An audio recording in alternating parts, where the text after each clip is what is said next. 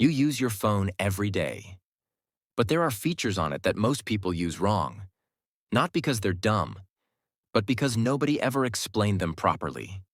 And one of these features is affecting your phone right now, even if you don't realize it.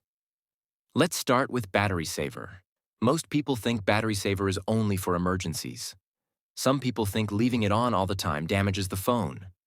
Both ideas are wrong. Battery saver doesn't magically create more power. What it actually does is limit what your phone is allowed to do in the background. It slows syncing. It reduces background activity. It pauses things you're not actively using. The mistake people make is not understanding what they're trading for battery life. Battery saver isn't bad. Using it without understanding what it restricts is. And this same misunderstanding shows up again with another popular feature. Dark mode is one of the most misunderstood phone features ever. People turn it on and instantly feel like their phone is optimized, like they just unlocked a secret setting. But here's the truth. Dark mode only saves noticeable battery on certain screen types. On many phones, the difference is small, sometimes almost nothing. So why do people swear by it? Because dark mode works more on your perception than your battery. It feels efficient.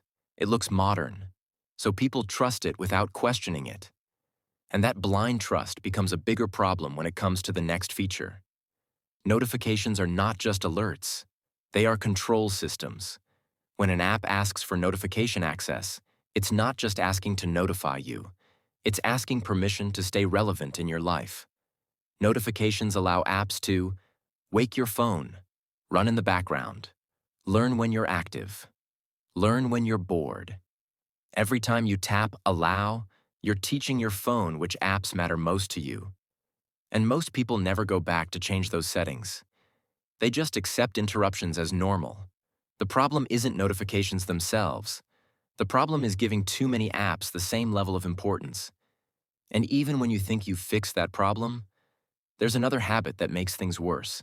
Closing apps feels productive. It feels like cleaning, like you're helping your phone run better. But phones aren't designed to work that way. Modern phones pause apps instead of fully shutting them down. They keep them in a low-power state so they can reopen quickly. When you constantly force close apps, your phone has to reload them from scratch. That can actually use more battery and more processing power. In other words, the phone is already managing apps efficiently. Manually interfering often does the opposite of what you expect. This creates an illusion of control, and that illusion shows up again when people think about privacy. Many people turn off location services and think they're protected. But location is not just GPS. Your phone can estimate where you are using, Wi-Fi networks, Bluetooth signals, movement patterns. Apps don't always need your exact location. They just need patterns. Where you usually go, when you move, how often you stop. Turning location off doesn't make you invisible. It just changes the method. And most users never look deeper than the on-off switch. None of these are accidents. These features work exactly as designed. They're just rarely explained clearly. And these are only the obvious ones. There are phone features you're using wrong without even realizing it. And once you notice them, you can't unsee them. If you want tech explained simply, without the boring parts, subscribe. More of this is coming.